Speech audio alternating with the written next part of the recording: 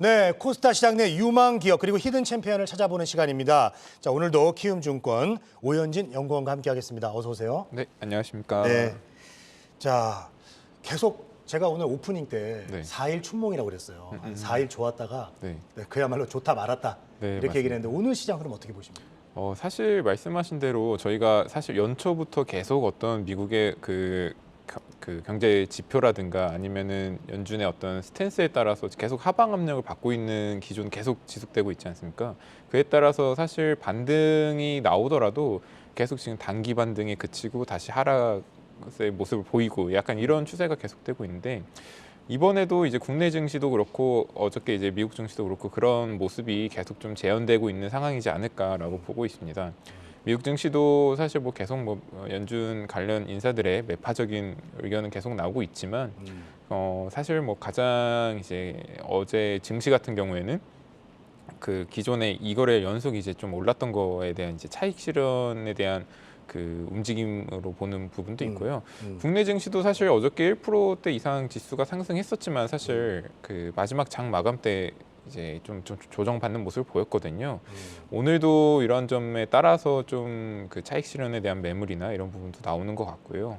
그리고 앞서서도 뭐 중국 시장이나 뭐 다른 분들도 말씀을 하셨겠지만은 테슬라가 이제 시간에 좀 하락하는 부분도 네. 상대적으로 국내 증시를 좀 단단하게 받쳐줬던 2차 전지 쪽 밸류 체인에 대한 주가 하락을 좀 야기시킨 것이 아닐까라고 얘기를 좀 드리고 있습니다. 근데 뭐 연준 위원 발언들은 이제 뭐 항상 똑같으니까 계속 뭐 매파적인 그런 기조를 계속 유지하지 않습니까? 그래서 네, 맞습니다. 그거보다 오히려 베이지북이라는 데서 네네. 경기 침체 언급한 게 좀 더 이게 걱정이 되는 거 아닌가요? 네, 맞습니다. 그런 부분도 아마 뭐 연말 그리고 경기 침체에 대한 정말 아무래도 여태 동안 연준이 그런 관련된 데이터들을 계속 참고한 후행적인 그 정책을 펼쳤던 것을 감안을 하면은 네. 그러한 부분이 시장에 좀 끼친 영향도 크게 좀 받아들여야 되지 않을까라고 보고 있는 상황입니다. 네.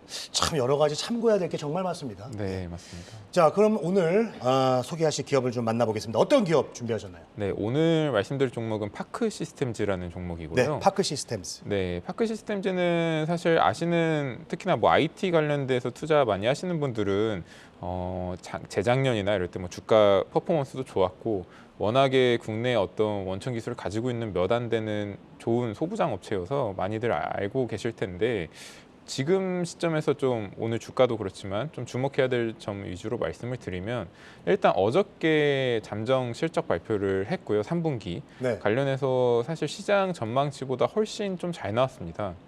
그 파크 시스템즈 같은 경우에는 쭉 타임라인을 길게 늘려서 보면 분기별 이 실적 변동성이 상당히 크고 특히나 이제 가장 극명하게 나온 게 상저하고의 좀 분기 흐름이었는데 역시나 이번에도 좀 그러한 부분이 상저하고 이제 하반기에 좀 좋아지는 모습이 보여졌다라고 보시면 될 것 같습니다. 이 파크 시스템즈가 하고 있는 장비가 어떤 제품이냐를 보면은 네. 사실 지금 당장 어떤 양산 라인에 꼭 필요한 어떤 반도체 장비라고 볼 수는 없고요. 저희가 그 원자현미경이라고 하는 AFM이 주요 제품이거든요. 근데 이 원자현미경은 사실 여태 동안은 반도체나 이런 산업용보다도 연구용 쪽의 시장이 상당히 컸었습니다. 네. 근데 최근에 특히나 이 파크 시스템즈를 선도로 해서 산업용에 대한 장비 비중이 상당히 시장 자체가 커지고 있고요. 그 이유를 보면은 저희 아시다시피 반도체나 뭐 그 밖에 디스플레이, 뭐 2차 전지도 포함되겠지만 다양한 산업에서 공정의 미세화가 진행이 되고 그러다 보면 기존의 어떤 전자현미경으로는 검사나 이렇게 뭐 디텍트하기 힘들었던 부분을 파크 시스템즈의 원자현미경이 지금 그러한 역할을 해줄 수 있다. 그렇다 보니까 미세 공정에서 좀 더 수율이나 이런 부분에 직접적인 연관이 될 수 있지 않을까라는 그 논리로 지금 최근에 수요가 늘어나고 있다라고 보시면 좋을 것 같습니다. 네. 자, 그렇다면 이제 향후 어떻게 우리가 좀 주목해야 될 점들을 그 실적 그리고 전망 네. 이런 건 어떨까요? 사실은 4분기는 더 좋을 걸로 보고 있습니다. 왜냐하면은 상저하고의 어떤 이런 분기 흐름 추이는 더 극명하게 될 걸로 보고 있고 워낙에 상반기에 신규 수주를 받은 게 많았습니다. 네네네. 신규 수주를 받은 게 900억 원 이상이 될 건데 그러한 부분이 이제 3분기부터 본격적으로 매출 발생이 됐고 4분기로도 이어지는 것을 감안을 하면은 이런 그 납품 출구 일정상 4분기의 실적 반등, 그 실적에 대한 견조함은 더 지속이 될 것으로 보여지고 있고요. 그렇다면 지금 사실은 지금 3, 4분기 실적이 좋다고 하더라도 내년에 어떻게 보면 반도체 업황이나 우려가 많은데 이럼에도 성장이 가능하냐 여부를 보면 워낙에 지금 초기 국면에 대한 그 도입 증가 추세에 따라서 사실 양산 장비 대비는 훨씬 좀 그런 성장 둔화에 대한 우려가 좀 덜하고요. 또 한 가지 주목해야 될 게 지금 신규 장비의 추가 수주 여부인데 지금 뭐 웨이퍼향이라든가 기존에 나가고 있던 웨이퍼향 외에도 사실 EUV 마스크 뭐 어저께도 ASML이 뭐 3분기 실적 발표를 하면서 견조한 그 EUV 장비에 대한 수요를 얘기를 했는데 네네. 이러한 부분이 도입이 증가함에 따라 동사의 이 EUV 마스크용 장비에 대한 수요도 상당히 같이 따라서 올라갈 것으로 보여지거든요. 그러니까 이러한 쪽은 신규 장비다 보니까 단가도 높을 거고 이에 따라서 수익성도 더 좋을 걸로 보아져서 이런 신규 장비에 대한 추가 수주가 앞으로 내년이나 그 이후의 성장을 극적으로 이끌 수 있지 않을까라고 예상을 하고 있습니다.